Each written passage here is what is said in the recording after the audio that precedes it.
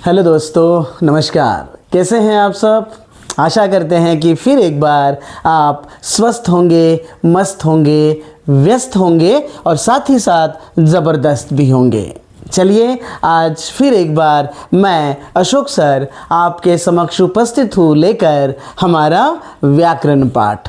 जैसा कि आप जानते हैं, हमारी पिछली तासिका में हमने कक्षा 10वीं के लिए पदबंध यह जो पाठ था, व्याकरण पाठ, ये शुरू किया था, जिसमें हमने पदबंध को समझा, जिसमें हमने पदबंध की परिभाषा देखी, जिसमें हमने पदबंध के प्रकारों के बारे में चर्चा की और जिसमें हमने ना केवल परिभाषा को समझा बल्कि उस परिभाषा में छिपे उस गहरे अर्थ को भी समझा।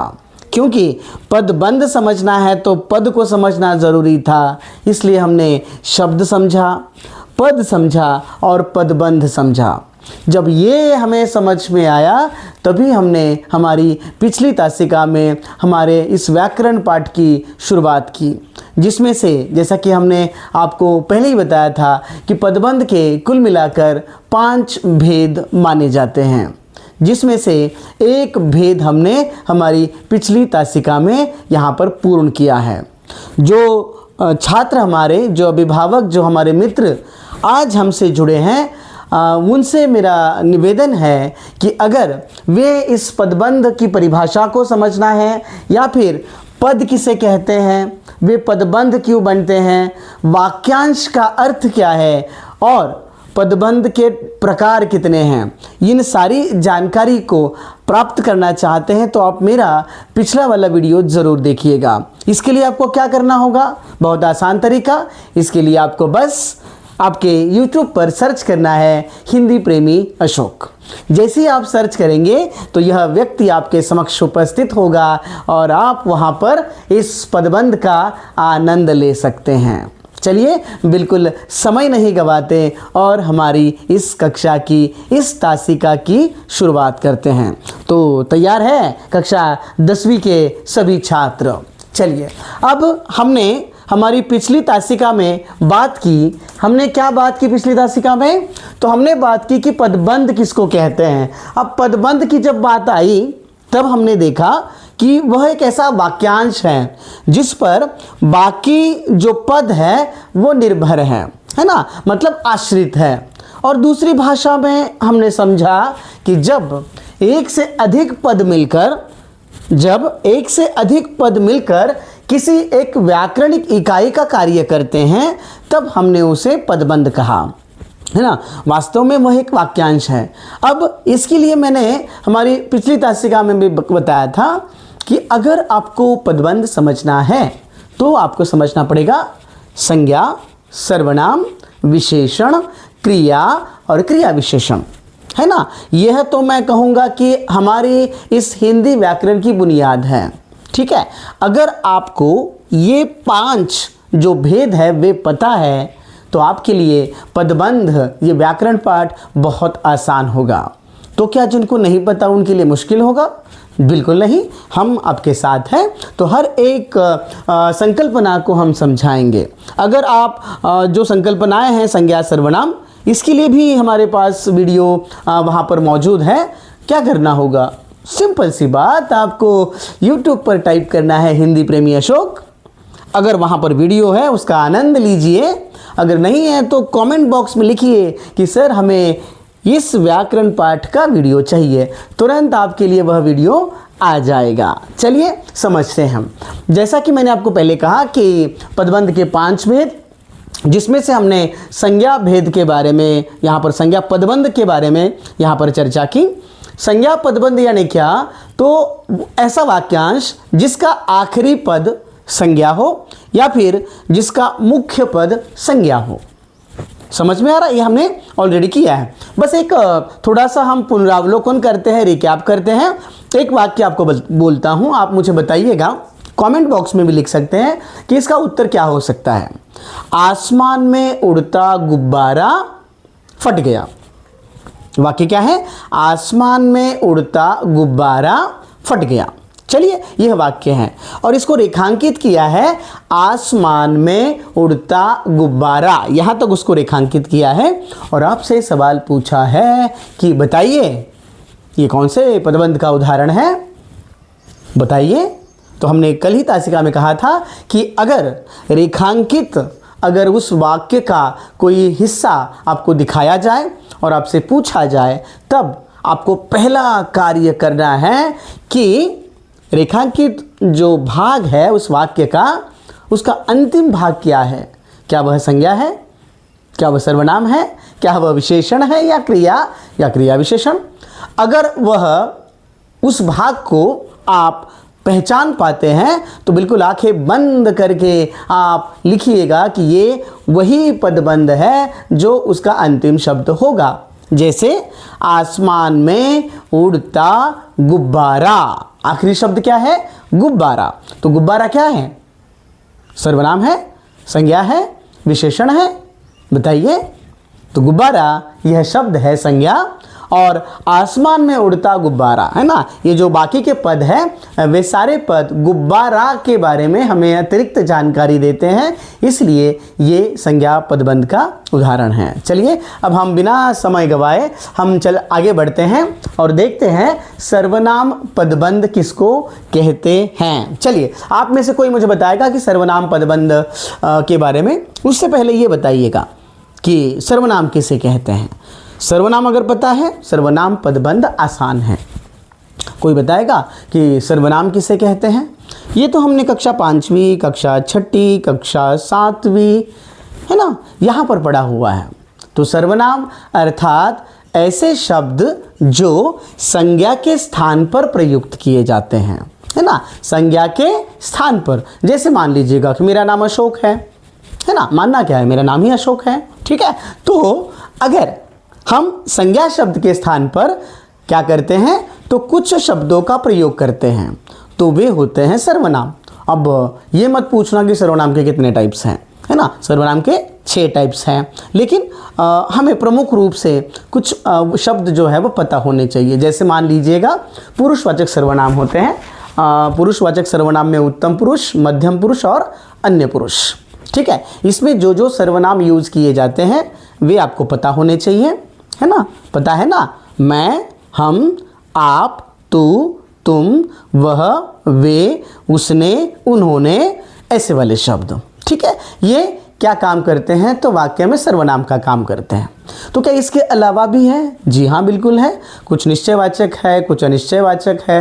तो मैं बस कुछ शब्द आपको बता रहा हूँ कि जैसे अभी मैंने ये जो पुरुषवाचक सर्वनाम बताए वे, इसके अलावा कोई, कुछ, यह, वह, ठीक है। अब उसके टाइप्स के बारे में हम बात नहीं करेंगे, उसके लिए हम आपके लिए अलग से वीडियो बनाएंगे, ठीक है। चलिए, तो अब हम चलते हैं। अब सर्वनाम की परिभाषा पता है। सर्वनाम यानी ऐसा शब्द जो संज्ञा के स्थान पर प्रयुक्त किया है।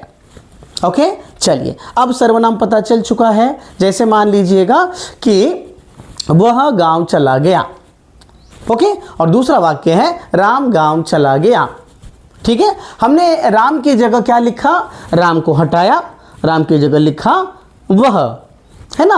तो राम के स्थान पर राम संज्ञा थी, संज्ञा को हटा दिया, संज्ञा के स्थान पर लिखा वह गांव चला गया। क्या वाक्य का अर्थ बदला? नहीं बदला, हमने बस संज्ञा को रिप्लेस किया, है ना, किसके साथ, सर्वनाम शब्द के साथ, बिल्कुल वैसे। चलिए आगे बढ़ते हैं और सर्वनाम पदबंध को समझते हैं। सर्वनाम पदबंध यानी जब एक से अधिक पद मिलकर वाक्य में सर्वनाम का कार्य करें। अब देखो, परिभाषा को याद रखना बड़ा आसान है ना। जैसे हमने कल संज्ञा का डेफिनेशन देखा, संज्ञा की परिभाषा देखी। मैं आपको ये कहूँगा, जैसा सीबीएसई का प्रारूप है, जो परीक्षा पत्र आता है ना, प्रश्न पत्र आपका, उस प्रश्न पत्र में जो प्रारूप दिया जाता है उसमें आप देखिएगा किस तरीके के प्रश्न पदबंध पर पूछे जाते हैं। पहला ये कि एक रेखांकित भाग दिया गया है, आपको पहचानना है कि वह कौन से पदबंध का उदाहरण है, ठीक है। फिर एक ऐसा प्रश्न आता है कि जहाँ पर कोई भाग रेखांकित नहीं किया, आपको पूछा जाता है कि इसमें संज्ञा पदबंध या सर्वनाम पदबंध कौन सा है, ठीक है। ये दूसरे प्रकार का प्रश्न हो गया। और एक प्रकार का प्रश्न आता है, आपसे पूछा जाता है, दो पदबंध के नाम बताए जाते हैं और आपको बोला जाता है अंतर स्पष्ट कीजिए, है ना। तो आपको अंतर स्पष्ट करना आना चाहिए। समझ में आ रहा है। तो इसका मतलब ये है कि हमें सभी प्रकार के प्रश्नों के उत्तर के साथ तैयार रहना है ना, तैयार रहना है, बिल्कुल ठीक है। तो पहले समझते हैं, तो जो शब्द सर्वनाम का काम करे। अब देखते हैं कि परिभाषा बताना अलग चीज़ है, क्या परिभाषा को याद रखना ज़रूरी है? बताइए, ज़रूरी है? बिल्कुल ज़रूरी है। क्यों? अंतर कैसे स्पष्ट करेंगे? आपको बोला कि इस पदबंध के बारे में बताकर उदाहरण दे, तो आपको उसकी परिभाषा पता होनी आवश्यक है, क्योंकि सीबीएसई आपसे चाहता है कि आप लघुत्तरीय प्रश्नों का उत्तर दें, है ना, व्याकरण के लिए, इसलिए वह आवश्यक है। देखिए एक वाक्य मैंने यहाँ पर लिखा है कि हमारे देश के नेताओं में से कुछ नेता अच्छे हैं, ठीक है ना। चलिए अब देखो, मैंने कल ही आपको बताया था कि जिसके बारे में बात कही जाए वह उस वाक्य का उद्देश्य होता है, ठीक है। अब यहाँ पर क्या बात हो रही है, किसकी बात हो रही है? नेताओं की बात हो रही है ना, नेताओं की। लेकिन कौन से नेता? कुछ अनिश्चयवाचक, कुछ, किसके बारे में स्पेसिफिक नहीं बताया, कुछ। तो यहाँ पर जो रेखांकित भाग है इस वाक्य का, वह उसका अंतिम हिस्सा है कुछ, है ना। तो कुछ ये क्या है? अगर आपको ये समझ में आ गया कि कुछ, ये तो हमारा अनिश्चयवाचक सर्वनाम है ना। आपको उसके उपभेद ना पता हो, उसके नाम ना पता हो, कोई बात नहीं, लेकिन आपको इतना पता होना चाहिए कि ये सर्वनाम शब्द होते हैं, और इसलिए यहाँ पर कुछ ये शब्द जो है वो रेखांकित है, वह उस वाक्य का अंतिम पद है, और ये सारे पद इस पर आश्रित है, जिसके कारण ये सर्वनाम पदबंध है। समझ में आ रहा है? ये सर्वनाम पदबंध है। अब समझ में तो आ गया, लेकिन एक एग्जाम्पल के द्वारा और समझने की कोशिश करते हैं, ठीक है। परिभाषा को याद रखिएगा, अगर कोई उसको नोट डाउन करना चाहता है तो नोट डाउन भी करे। इवन मैं कहूँगा कि हमारे गूगल बाबा जी जो है ना, गूगल बाबा को समझते हैं ना, वो गूगल बाबा के पास ना सभी प्रकार के मंत्र तंत्र विद्या है। आप बस उसको बोलिए गूगल बाबा जी हमें इसकी परिभाषा बताइए, वो आपको देंगे, है ना। तो आपको वो तो मिल जाएगा, लेकिन समाधान किसके पास है? समाधान आपके शिक्षक के पास है, आपके गुरु के पास है, ठीक है। तो ये है उसकी परिभाषा। जब एक से अधिक पद मिलकर वाक्य में सर्वनाम का कार्य करें, तब वे सर्वनाम पदबंध कहलाते हैं। इस डेफिनेशन को याद रखिएगा।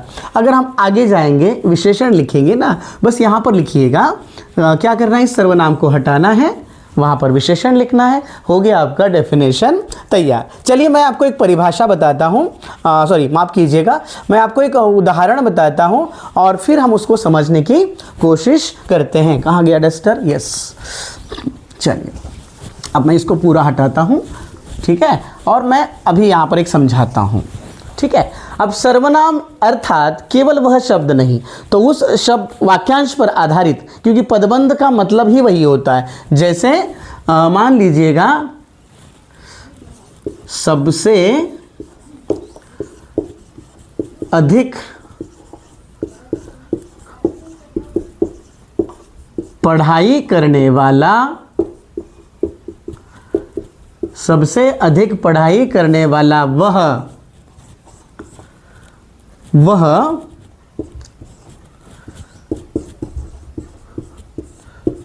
परीक्षा में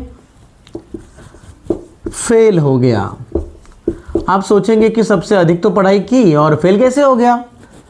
होते हैं ना, क्योंकि हमने पढ़ाई के बारे में बात सुनी है। किसके बारे में? बड़े भाई साहब के बारे में। कौन है बड़े भाई साहब? हमारा गद्य पाठ पहला, जिसमें बड़े भाई साहब कितनी पढ़ाई करते थे, लेकिन कक्षा में फेल होते थे। तो ये हमारे बड़े भाई साहब है, ऐसा मान लीजिएगा, ठीक है। तो सबसे अधिक पढ़ाई करने वाला वह, ठीक है। अब ये जो वह है ना, ये वह क्या है, सर्वनाम है। और ये पूरा जो पद दिया गया है वो पूरा पद किसके बारे में यहां पर कार्य करता है या फिर किसके लिए कार्य करता है, वह के लिए कार्य करता है ना। इसलिए इस वाक्य में अगर आपसे पूछा जाए कि ये कौन से पदबंध का उदाहरण है, तो ये वह शब्द जो है वो यहाँ पर आने के कारण और पूरे वाक्य में ये मुख्य पद का कार्य करता है, जिसके कारण ये सर्वनाम पदबंध का उदाहरण है। ठीक है। अब देखिएगा, जब हम सारे जो भेद है, सारे प्रकार जो है वे पूरे करने के बाद हम आपको यहाँ पर 3 एग्जाम्पल दिखाएंगे, केवल 3, समय की कमी के कारण, क्योंकि मैंने आपको पहले ही कहा कि कोई भी क्लास बहुत अधिक लंबी भी नहीं करनी है, समझना है। ठीक है। चलिए, तो ये होता है सर्वनाम पदबंध। आशा करता हूँ कि सर्वनाम पदबंध आप समझे होंगे। अगर समझे हैं तो जल्दी से डेफिनेशन बता दीजिएगा। जब एक से अधिक शब्द मिलकर वाक्य में सर्वनाम पद का कार्य करें तब वे सर्वनाम पदबंध होते हैं। ठीक है। अगर आपको समझ में आ गया, एक वाक्य कमेंट बॉक्स में लिख दीजिए। आप कमेंट बॉक्स को खाली छोड़ते हैं, लिखिए एक वाक्य जो इससे अलग हो। ये वाले वाक्य नहीं लिखना, अपने मन का कोई वाक्य लिखिए जो सर्वनाम पदबंध का उदाहरण है। ठीक है। चलिए, अब समय नहीं गंवाते और बिल्कुल हम आगे बढ़ते हैं और हमारा अगला जो प्रकार है वह प्रकार यहाँ पर समझने की कोशिश करते हैं। चलिए, तो भेद क्रमांक 3। भेद क्रमांक 3 क्या नाम है? विशेषण पदबंध। नाम है विशेषण पदबंध। चलिए बताइए, कौन बताएगा मुझे इसके बारे में? क्योंकि हम हमेशा ऐसा करते हैं कि अगर कोई पदबंध देखते हैं तो ये शब्द आ गया यहाँ पर विशेषण। क्या आप, बहुत आसान सवाल, विशेषण के बारे में कुछ जानते हैं?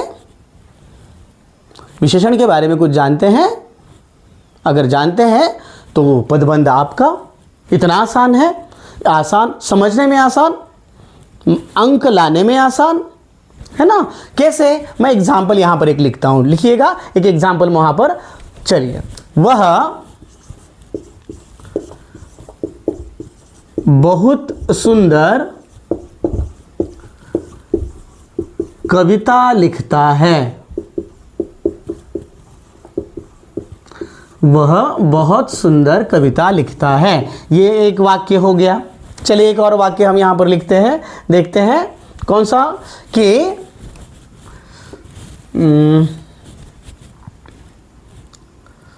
गीता के पास, या फिर गीता एक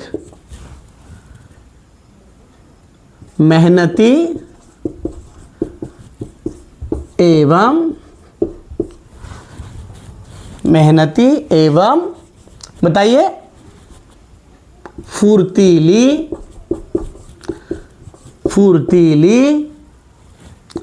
लड़की है। ठीक है, मेहनती भी है और फुर्तीली भी है, चुस्त फुर्त हम कहते हैं ना, उसी प्रकार से एक फुर्तीली लड़की यहाँ पर है। ठीक है, अब फुर्तीली लड़की है। यहाँ पर सबसे पहले आप मुझे ये बताइएगा, ये पदबंध के बारे में नहीं बता रहा हूँ मैं, आपको ये बता रहा हूँ कि विशेषण किसको कहते हैं, है ना। विशेषण यानी क्या, कि उस वाक्य में जो संज्ञा शब्द है या फिर जो सर्वनाम शब्द है उसके बारे में अधिक जानकारी देने वाला शब्द। अधिक यानी क्या, उसके गुण, दोष, आकार, स्थिति, है ना, मात्रा, बहुत सारे शब्द आते हैं उसके अंदर, दशा, अवस्था, तो उसके बारे में बताने वाला शब्द वह होता है विशेषण शब्द। ठीक है। अब यहाँ पर बात हो रही है किसकी? वह इस वाक्य का कर्ता है या फिर सर्वनाम है ना, क्योंकि कर्ता 2 प्रकार का होता है, एक है संज्ञा, दूसरा है सर्वनाम। तो इसके बारे में अधिक इंफॉर्मेशन क्या मिली? क्या इंफॉर्मेशन मिली? कि वह बहुत सुंदर कविता लिखता है। ठीक है ना। अब यहाँ पर कविता शब्द जो है वह भी संज्ञा का कार्य कर रहा है। ठीक है, और कविता कैसी है? सुंदर है। ठीक है, यहाँ पर गीता के बारे में बताया गया है। गीता कौन है? एक लड़की है। ठीक है ना, एक लड़की ये संज्ञा शब्द है। कैसी लड़की है? मेहनती और फुर्तीली लड़की है। अर्थात ये विशेषण मतलब क्या, तो संज्ञा और सर्वनाम के बारे में जो अधिक जानकारी दें वे सारे शब्द विशेषण होते हैं। अब अगर विशेषण शब्द ऐसे होते हैं तो विशेषण पदबंध बिल्कुल उसी से संबंधित है। चलिए हम समझते हैं इसको। तो पहले विशेषण शब्द यानी क्या, जो हमने परिभाषा देखी कि जब, देखो सेम परिभाषा हमारी, बस हम कुछ शब्दों को बदलते हैं। जब एक से अधिक पद मिलकर, अब इसको जुड़कर भी कह सकते या जुड़कर, ठीक है, मिलकर या जुड़कर कौन सा कार्य करे, तो वाक्य में विशेषण का कार्य करे, विशेषण पद का कार्य करे, विशेषण पद का कार्य करे, तब उसे विशेषण पदबंध कहते हैं, विशेषण पदबंध कहते हैं, विशेषण पदबंध कहते हैं। यह है उसकी परिभाषा, ठीक है। अब परिभाषा जरूरी है, मैंने आपको पहले ही कहा, ठीक है। क्या है, तो परिभाषा बहुत ज़्यादा ज़रूरी है। बिना परिभाषा के हम पदबंध के मार्क्स नहीं ले सकते, ठीक है। अब ये जो परिभाषा है, संज्ञा में भी हम इसी प्रकार से हमने लिखा, सर्वनाम में भी इसी प्रकार से लिखा। बदलाव हमने किया ये, क्योंकि हमें चाहिए वही कि अगर उस वाक्य में वह विशेषण का कार्य करे तो विशेषण पदबंध, अगर सर्वनाम का कार्य करे तो सर्वनाम पदबंध, अगर संज्ञा का कार्य करे तो संज्ञा पदबंध, है ना। तो क्या हम एग्जाम में अगर पूछा जाए तो ये परिभाषा लिख सकते हैं?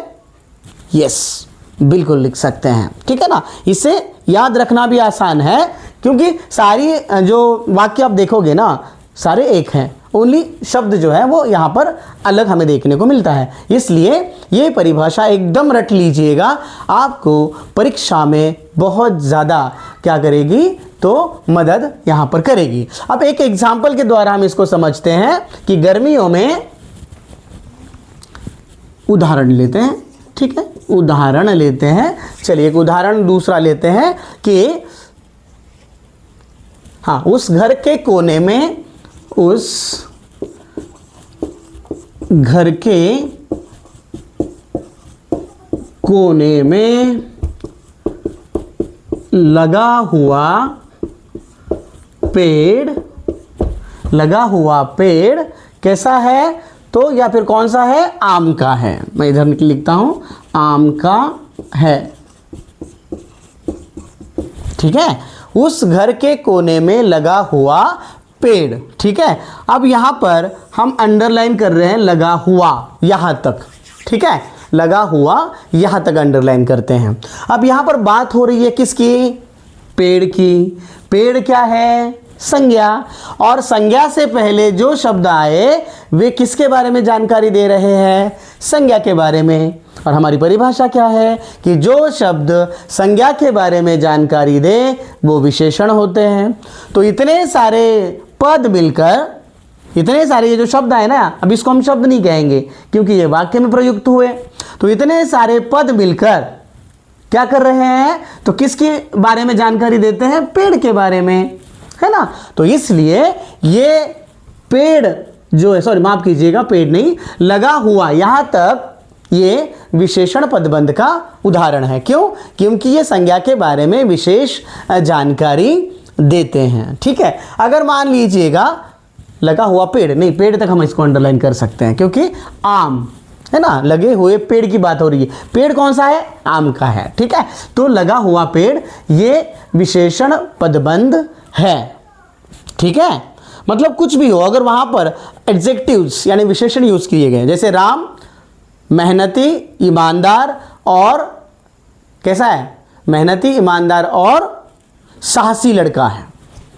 राम मेहनती, ईमानदार और साहसी लड़का है, ठीक है। अब अगर यही वाक्य अगर हम लिखते हैं, मान लीजिएगा, हाँ यही वाक्य अगर हम लिखते हैं कि राम बहुत मेहनती, साहसी और अभी हमने क्या कहा, ईमानदार। ईमानदार लड़का है। देखिएगा, विशेषण पदबंध को समझना भी आसान होता है कि आप उसमें ढूंढिएगा कि इसमें संज्ञा पद कौन सा है। लड़का शब्द संज्ञा है, ठीक है। अब लड़का अगर संज्ञा है तो ये बाकी जो उसके लिए वर्ड या शब्द यूज किए गए ना, वे सारे विशेषण हैं, ठीक है। लेकिन ये सारे विशेषण किसके लिए प्रयुक्त हुए, इस संज्ञा के लिए। तो हमारा डेफिनेशन वही बनता है कि अगर वो विशेषण का कार्य कर रहा है, जैसे मेहनती, साहसी और ईमानदार, ये क्या है, उसके अंदर के होने वाले गुण हैं। तो अगर वे गुण हैं तो हो गए विशेषण, है ना। अगर वो है विशेषण और पूरा पद किसके बारे में बात करता है, उस लड़के के बारे में जानकारी देता है, तो वह हो गया विशेषण पदबंध, ठीक है। तो इस प्रकार से विशेषण पदबंध समझा जा सकता है, ठीक है। तो फिर एक बार ऐसा लगता है कि आप विशेषण पदबंध को भी समझे होंगे, ठीक है। अब तक हमने संज्ञा देखा, संज्ञा पदबंध, हमने देखा सर्वनाम पदबंध, हमने देखा विशेषण पदबंध। अब हम आगे बढ़ते हैं और देखते हैं कौन सा हमारा अगला जो प्रकार है, अगला जो भेद है पदबंध का, वह है क्रिया पदबंध। क्या ये क्रिया पदबंध, इसको पहचानना आसान है? सभी पदबंध को पहचानना आसान है मैं कहूँगा, क्योंकि जिन लोगों को ये शब्दों के जो भेद है ना वे पता है, उनके लिए ये बहुत ज़्यादा आसान है ना। अगर आपने संज्ञा पहचानी, आप संज्ञा पदबंध पहचान सकते हो, सर्वनाम पहचानी, बिल्कुल वैसा, है ना। और हमारी जो परिभाषा है ना वो भी बिल्कुल वैसी। कौन सी परिभाषा अगर कोई बताए तो परिभाषा बिल्कुल सेम। जब एक से अधिक पद मिलकर या जुड़कर, है ना, मिलकर या जुड़कर कौन सा कार्य करें, क्रिया का कार्य करें, क्रिया का कार्य करें, तब वे क्या कहलाते हैं, क्रिया पदबंध कहलाते हैं, है ना। तो परिभाषा को बस आप रट लीजिएगा, याद कर लीजिएगा, क्योंकि परिभाषा आपको परीक्षा में लिखनी है। इस बात को समझ लीजिएगा, परिभाषा आपको लिखनी ही है, आपको वैसे क्वेश्चन पूछे ही जाएंगे, ठीक है। चलिए उदाहरण के द्वारा समझते हैं। चलिए उदाहरण हमारा ये है कि पहला उदाहरण, बच्चे मैदान में खेल रहे हैं, ठीक है। बच्चे मैदान में खेल रहे हैं। अब यहां पर खेल रहे हैं, ठीक है ना। हाँ, पहला तरीका क्या कि क्रिया वाक्य में हमेशा वाक्य के अंत में आती है ना। नॉर्मली अगर हम बात करें, सामान्यतः वो अंत में आती है, ठीक है। चलो अब यहां पर देखो कि इस वाक्य का कर्ता कौन है, बच्चा, ओके।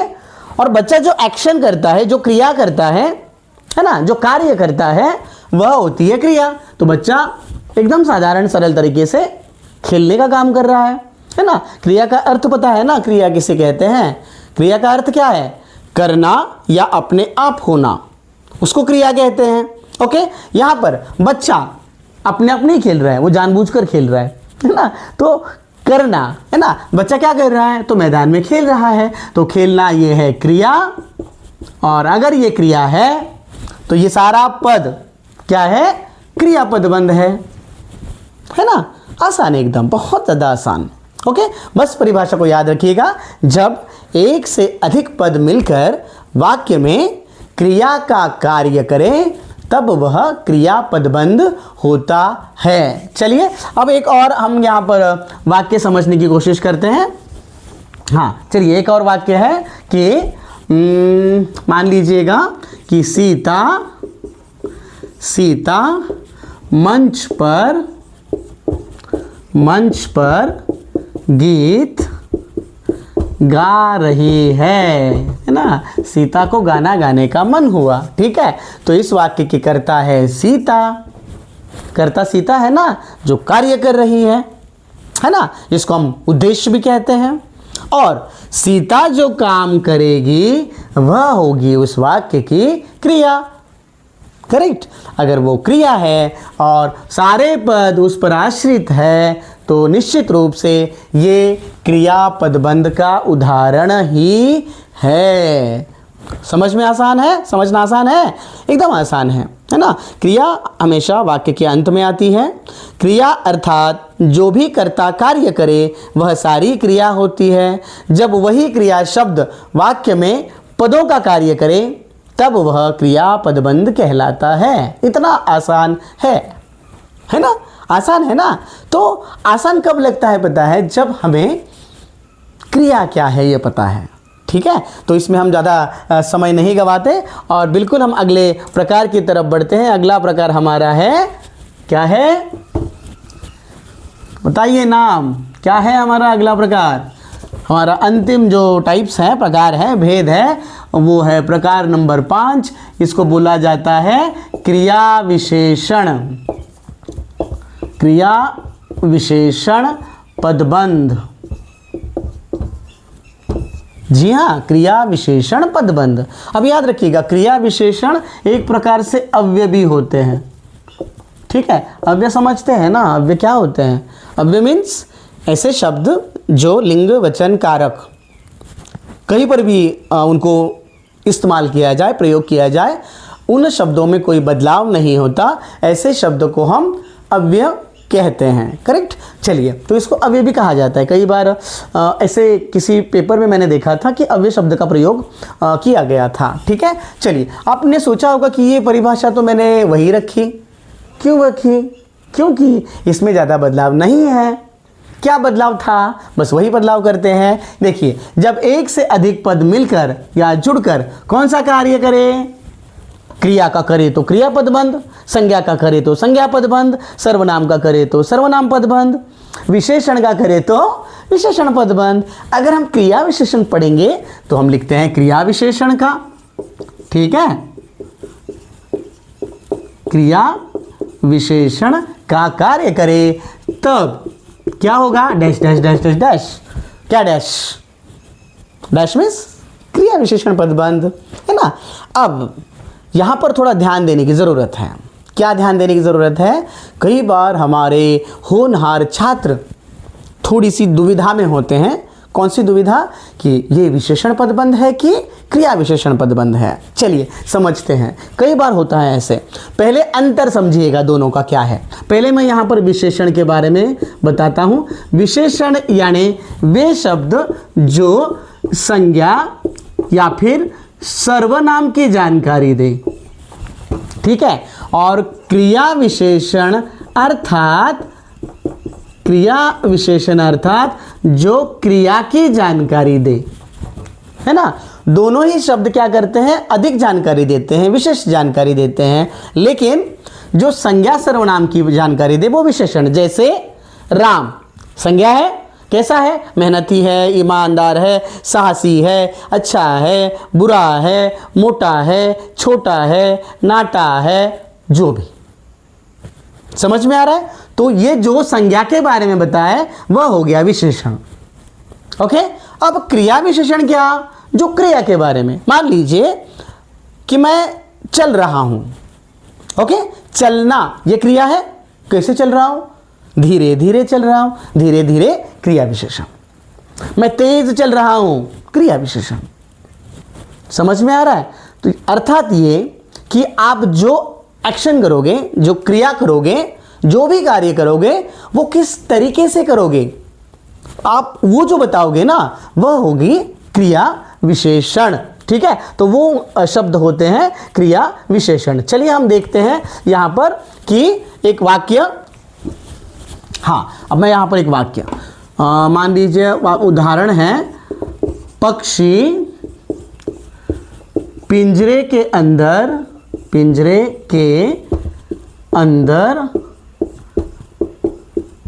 बैठा है। ठीक है, अब यहां पर ये है, पक्षी पिंजरे के अंदर बैठा है। ठीक है, अब यहां पर आपको अंडरलाइन किया है पिंजरे के अंदर तक। ठीक है, पिंजरे के अंदर ही अंडरलाइन पार्ट है और आपको बोला गया कि बताइए ये कौन सा पदबंध है।